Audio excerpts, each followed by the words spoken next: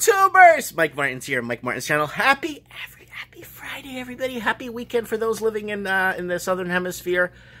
That's already Saturday. Happy weekend to everybody. Happy Friday here in Canada. Guys, in the U.S., what's going on? Okay, do you guys remember when I tried to secure a building in town and I was going to finance my, or put a HELOC on my home? Because my home has no mortgage. So I was going to just throw first lien on it, line of credit, for $35,000 because I wanted to secure a commercial building in town. Fair enough. So I went ahead and applied at 3 places. They all said no. But Better Dwelling saying something else. First-time real estate buyers to use current home to fund down payments. Well, it wasn't a down payment on my behalf. I had 3/4 of the money, and I just need a little bit of more money just to throw out there to finish the deal, and I couldn't secure it. So let's see what they say. Everyone knows the easiest way for a first-time buyer to buy a home is to already own a home.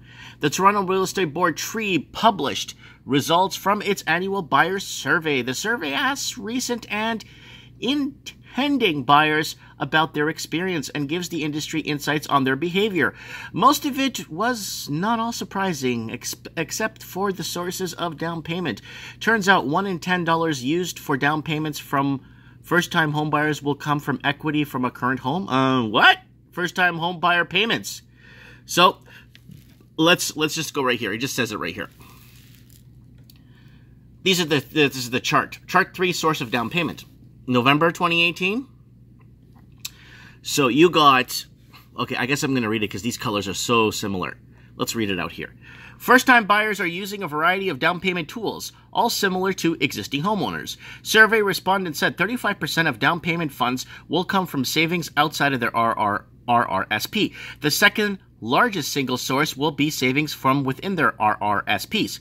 That was followed by 17% of funds coming out from gifts from generous family friends.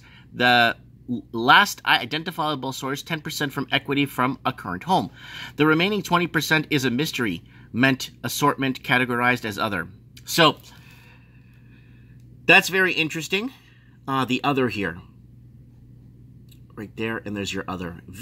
And then home equity is right here. That's November 2018, and first-time home buyers right there. Very interesting. First-time home buyers have home equity. Let's ignore the mystery meat. Gloss over the generous friends and jump into equity from current home. $1 in $10 used for first buyers down payment is from equity in their current home. That's weird because first-time buyers don't have their own home to draw equity from. This implies they'll be using equity from family or friends, or it's not their first home. Borrowing down payment from friends and family isn't against the rules, it's just not very smart. Heck, some mortgage brokers even suggest it while casually mentioning interest-only sources of loans. That's horrible. The first problem is home equity is usually borrowed at higher interest rates than mortgages. That can add up, especially if you're on an interest-only payment plan. More important, there's less equity in the first-time buyer's house than previously thought. It doesn't exactly reflect to the prudent lending environment narrative told. Not actually first-time buyers. The second most likely scenario is lying about being a first-time buyer. There's a few reasons people do this, but most likely to get first-time homeowner credit, buying and flipping in a child or friend's name, and claiming it's their primary home is common. If they aren't caught, they save a few bucks. Only problem is a whole lot of people actually do get caught. Canadian Revenue Agency CRA has begun cracking down on real estate tax evasion. From April 2015 to September 2016, the agency recovered over $210 million in Ontario alone. Those funds came from people lying about sources, flipping, capital gains, HST, and improper declaration of rebates. Like the first-time buyer's credits, it's common to lie about real estate to save some taxes, but it's expensive and not very smart.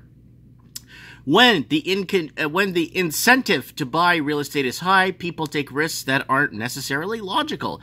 Sometimes those risks pay off. and sometimes they don't. Either way, a very small number of people are making risky moves in this market. The question risk experts need to ask is, how much longer can people continue to take these risks? That's the question. But it's not going to be much longer because people are losing the equity in their homes, and it's going to be a very interesting next quarter. We're in Q1 here in the northern, well, we're in Q1 around the world, but we're in Q1 in the northern hemisphere winter. Spring sales, they're already starting to predict in North America it's going to be kind of frothy and not to expect much of a movement. I spoke to a real estate agent, Bradley Watson. I'll leave a link at the end of this video, in Toronto, that give us a little bit of insight on what's happening on his end. And he's honest about what he's saying, so let's take a look, guys, take a look at what he's saying in that video. Anyways, guys, don't forget to join me Saturday night for Mike in the Night on my backup stream channel. Go to my main channel, go to my intro video on my main channel, you'll see the backup stream link to my backup channel. Thanks for watching, guys. Let me know funding from other mortgages, funding from other properties, funding from, how does it work?